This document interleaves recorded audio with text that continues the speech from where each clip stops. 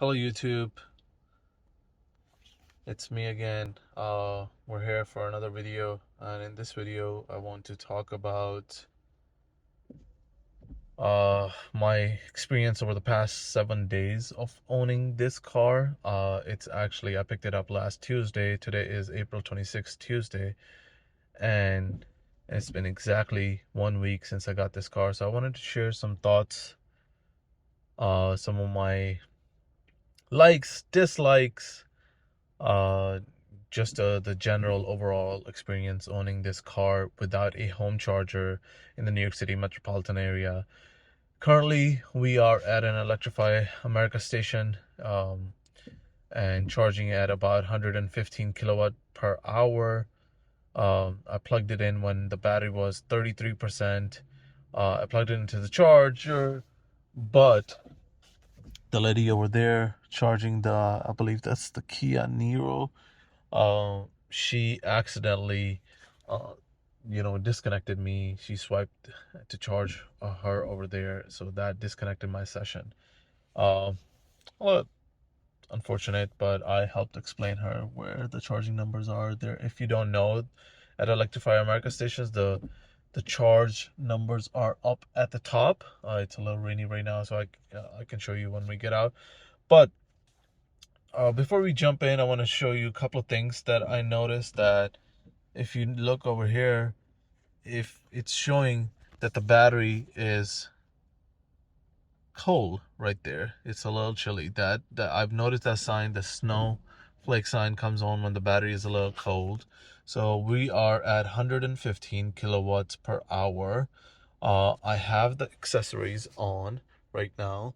The car does say that if you use the accessories, it's going to charge slowly, but in my experience so far over the past week, that's not the case. I can show you right now. If I turn it off, the speed is not really going to improve. It just kind of just stays there. In fact, what I've noticed is that if you are using the aircon and the accessories, sometimes it gives you a better charge. So I drove it over here to this charger. I didn't drive it hard. I just drove it in eco mode. Everything uh normal. So we are here at 110. We started off with 128, but somehow, and the cold battery sign wasn't there, but somehow it came on. Anyway, so in the past 7 days, we drove for about 600 miles, and during that time,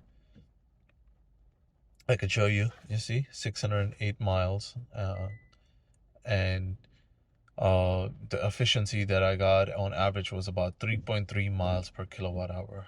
Since the last recharge, I've gotten 3.7 miles per kilowatt hour, and which is really good. But most of my driving is in the city. I would say about 80% of the driving is in the city, and 20% is on the highway. But we do take highway trips to visit some family up far in Long Island. So we do definitely drive it, and I've driven it at 75 miles per hour. um and at those speeds, it was getting about 3 miles per kilowatt hour. But if you do most of city driving, as you can see, I got about 3.7. While I'm in start driving mode, I just choose the iPedal level. Otherwise, just level 3 regen. So yeah, that's some of the stats. You see the charging speed ramped up, and if you notice over here, no longer is a sign for the cold battery anymore. The snowflake sign has gone away. So, which is good. So we're at about 130, about 128 kilowatts per hour, and about 13 minutes to 80%, which is good. So far I'm very happy with the charging speeds that I've gotten on this car. It's really really good. And I'm really happy. That's one of the main reasons I got this car, that it can charge over 200 kilowatts per hour. I've read max is about 230 to 240 on a 350 kilowatt per hour charger on Electrify America, and those are hard to find in my area in New York City. There's not a single Electrify America station with a 350 kilowatt, so I can only charge on 150. The other day I was charging on 150. There was no one here. When there are cars here, you get only about 130. But when there's no other cars over here charging, you can get up to 150 and 164. So I did get that. We have an EV6 charging over there, and a Kia Niro charging over there. So yeah, back to the main thing. What are some of the pros and cons that I've noticed? Just my overall experience so far. Um, you know, I would say I'm very happy with the car. It's a I was a little bit nervous as this is my first EV, going from an internal combustion engine to an EV. It's a big jump. It's a different change. There's definitely range anxiety involved. You don't have the luxury of just going wherever you want and charging, or filling at the gas at whenever you want. So there was definitely that, but slowly that range anxiety has gone away. I'm able to adapt to the behavior of the car, see how many miles I can get, and be relatively comfortable, driving the car.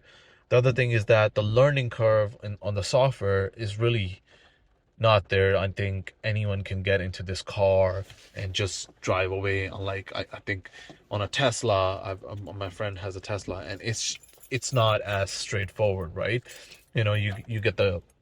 You get the key, which you don't get on the Tesla. I have the SE all-wheel drive model, so I have the key over here. I gave it to a couple of my relatives who are not tech savvy at all, and I gave it to my dad, and he got in and he was able to drive it relatively easy without any fuss or anything like that. So, which I don't, in my personal opinion, I don't think so. You can do that in a Tesla where you just jump in and drive. So which is one of the main pros of this car, is that the learning curve and the comfort level from going to a Hyundai or any other, or a Honda, Toyota, any other car you come from into this car, you will feel at home. It's a very easy car to drive. The ride is good. There's a lot of cargo space. Look, we can look down here. There's tons of cargo space over here. There's a lot of cargo space in here. I have the seats for my kids in the back, and still there's plenty of space even in the trunk. I came from a 2018 Accord, and there's just there's a lot of space. I don't feel like I'm missing out on any space. It does look a little small from the outside, but that's not the case. There's plenty of space in here, so which is good. One thing I noticed, I would say, is that in order to do the Apple CarPlay, which I'm doing right now, you have to plug in right there. You can't. I've tried both of these ports right over here, 1 and 2, and for whatever reason the CarPlay would not work.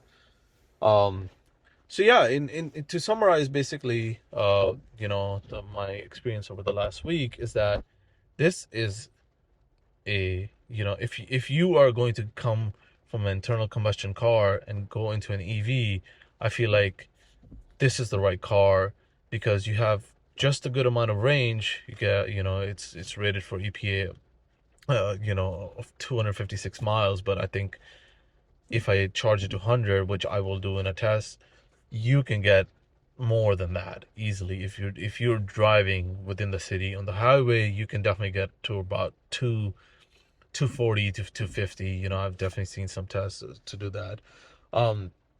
The charging speed is great. As I mentioned many times, that I don't have a home charger, so I have to rely on public charging network, which is, so far, it's been reliable. Electrify America has been reliable on the charging so far. I'm trying to remember. I charged this car over the last 7 days, about, I would say, about 6 times. Never dipped below 30%, so always been above 30, from 30 to 80, so within that range. So to end this, as we're you know, the charging speed is at 132 and we're about 7 minutes away from 80%. This is the car to get into, in my opinion, if you're going from you know, from internal combustion to an EV for the first time. I would highly recommend you check out this car. There, I will make a video about where I got this car at MSRP. I got this car at MSRP. I did not pay over MSRP. Um, I will share my buying experience for this car. But so far, I'm happy.